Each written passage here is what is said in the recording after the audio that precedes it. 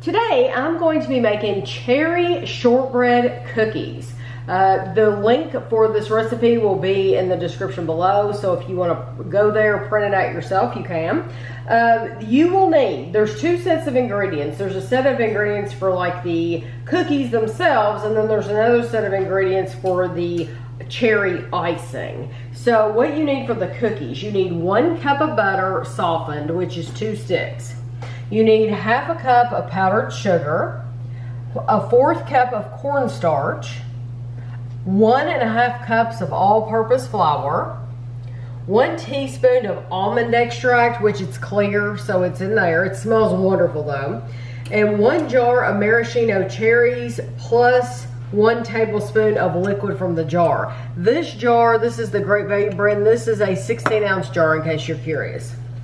And then for the icing, you need another ½ cup of powdered sugar. You need 1 tablespoon of butter melted, and then you need 1 tablespoon of maraschino cherry juice. So all I did was I took my tablespoon and I got the juice out of the jar. So the first thing you want to do is preheat your oven to 350, and then you want to take some baking pans, and you want to put parchment paper on them just to get them ready. You want to take your butter and put it in the microwave for about 15 seconds and get it softened, because the directions say, usually I beat this, these directions say to whisk it, and they say to whisk it for about 5 minutes until it gets like whipped cream. So it's gonna be really fluffy.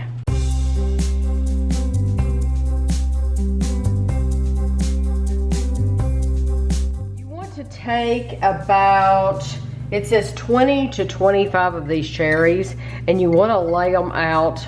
I've got a paper plate here, and I have a piece of paper towel on top, and then I'll probably lay another paper towel on top of it just to make sure that we dry these out.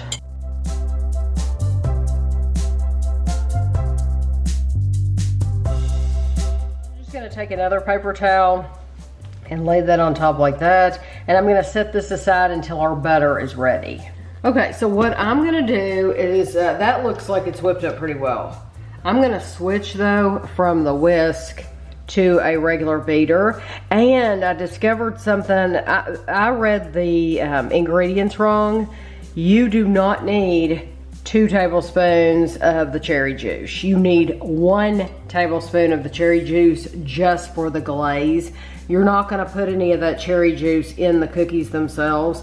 They were just making sure that when you got your cherries out, you didn't throw out the juice. They wanted to make sure that you knew, hey, you're gonna need this tablespoon, so you're only gonna need 1 tablespoon of the cherry juice. I'll tell you what, this is no fun. I smack it. You smack it? Against the side of the bowl. Oh, I was gonna like, okay, so smack it, here we go. Oh, that was much. That was, but I was talking and you didn't want to interrupt me, no, so. I was just gonna let you suck. Okay, so I'm gonna scrape this down. Okay, and now we're going to add, let me get that off there. We're gonna add all of our cookie ingredients basically. We have our almond extract and our powdered sugar and the cornstarch and the flour. And we're gonna mix this for 3 to 4 minutes.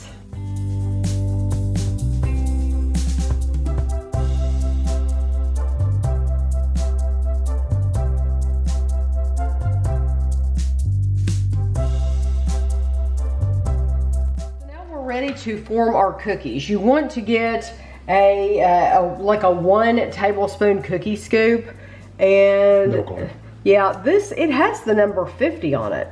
Whatever that means. Okay, so what you do, what the directions say, is you get this and you scrape it, you level it off like this.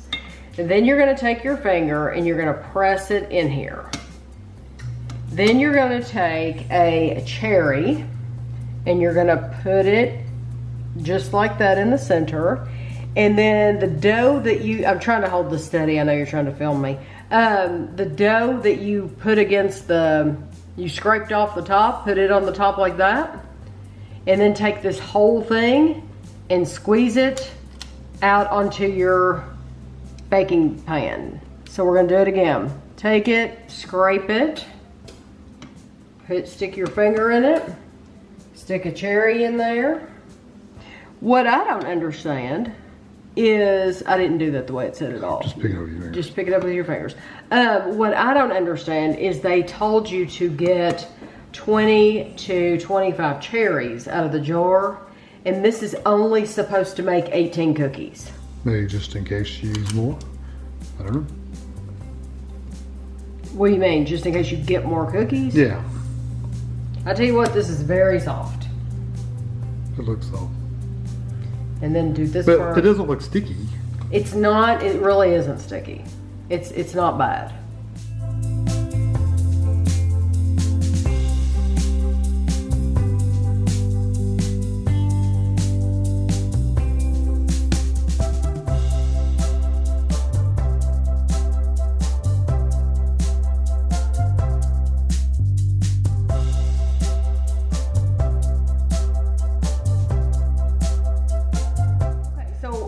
What you want to do is put this in the oven for, it says 12 to 14 minutes. I'm going to go for 13 minutes, and I'm going to be doing the exact same thing. I have another cookie sheet. I'm going to fill it up with the rest, and then I'll let you know at the when we take ours out how long they were in the oven and how many cookies I got total. I got my cookies out of the oven. This was my first batch and this is my second batch. You were supposed to get 18, I got 17, which is really good for me if you know me, because I like to make my cookies too large. They're good size for me. This is what they look like on the bottom, and they're shortbread cookies, so they're going to be pale. It's not, a shortbread cookie is not a dark cookie. I'm gonna scoot these over a little bit, but I put them on the cooling rack, and I still left my parchment paper at the bottom because now we're gonna make our glaze. So for the glaze, you need your powdered sugar, which I'm going to pour. I'm gonna use a measuring cup, because what you're gonna end up doing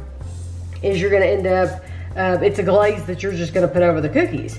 And since this has a spout, it'll just be easier to use. So here is that tablespoon of melted butter. And then this is where your cherry juice comes in. So you just needed the 1 tablespoon of cherry juice. And I did keep my other one in the cup just in case, if I wanna, if this isn't wet enough, I can add a few drops from that other tablespoon of cherry juice.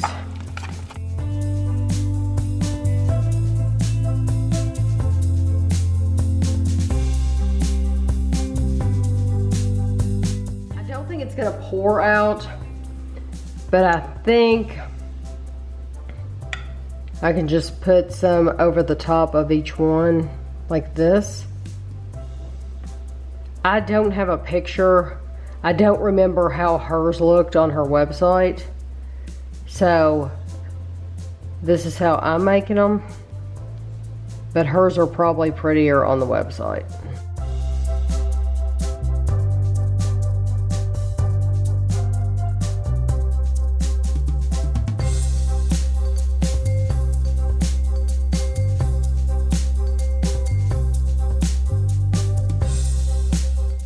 We had just enough, and literally I'm scraping the bowl. But like I said, I don't know what hers look like on her website, so I might have used too much, but I think they look pretty. And so I'm gonna let them sit here for about 5 minutes, and then we're gonna take 1 or 2 or 3 or whatever over to the table and give them a try. I wanted to show one close-up of us cutting it. Well, look, oh, that's what it was. Okay, so I did cut it right in the center, but this is what it looks like. And these are very delicate cookies. They will tell you, because they're shortbread cookies, they will break easily, and that's what I'm saying, is they do break easily. The recipe says, cherry shortbread cookies are an incredible and tasty treat. This cherry cookie has a sweet and soft outside with a surprise fruit center. I think we all know what the surprise is going to be, though. It says the prep. Especially weren't around when they were baked. That's right. It would be a surprise because you would be like, what is that? Because it kind of looks like the top of an ice cream cone. It's really pretty. But it's prep time is 15 minutes. Cook time is 14 minutes. So I wanted to tell you, they said to bake between 12 and 14 minutes. I actually baked mine the full 14 minutes. But these, like I said, they're shortbread cookies, so you don't want them, they're not going to get really dark. They're pale. It says they're supposed to make 18. I made 17, but I think this is a good size. It says if you did get 18, which would be just a little bit smaller, it's going to be 182 calories. But, you know, I don't worry about calories when I'm making homemade cookies. I just don't, but I'll give you the information. Okay. I'll take this one. It looks nice to pick up. But they do emphasize how, yes. That's what I was just getting at that they're very delicate. So just know that. And mine will probably fall apart too. Lean over. And be prepared to catch it. I literally just pulled the cherry completely out of it when I took the first bite. I did too. I did it on purpose. I figured it would keep it from falling apart if I did that. What? That glaze, icing, whatever you want to call it, stuck to my finger. You know what though? That is a delicious cookie. It's delicious. I love how flaky. It honestly doesn't need a cherry in the middle, truthfully. Wow. Let's go. I'm not a huge. I love how flaky and delicious it is. I'm not usually a huge shortbread fan. But these are, like, the shortbread that I don't really love is very kind of hard and crispy. These are super, like, flaky and crumbly. My sister would be all over those. Yeah, you will make a mess, though. You will make a mess. What you don't know is right before this video, I did the floor. So, yeah, I'm trying to be careful. I have a feeling I'm going to be getting the Clorox wipe and getting the floor over here again. Probably over here too. Definitely over here. But let me tell you this. It says, you said that you don't think it's necessary to put the cherry in the middle. They said, if you do not want to add the cherry surprise center, that's okay too. Follow all the same instructions until you get to the cherry center and jump to the instructions here. So you want to basically, instead of picking up the cookie scoop and putting the center and all that in, you would drop the cookie dough. And bake it. And just bake it. And then it's telling you to wrap it in plastic wrap, the dough. And wrap the dough, gently form the dough into a cookie log, if you will. The dough will shape easily. I like mine about 1.5 inches thick. Then place the cookie log into the freezer for 5 to 10 minutes.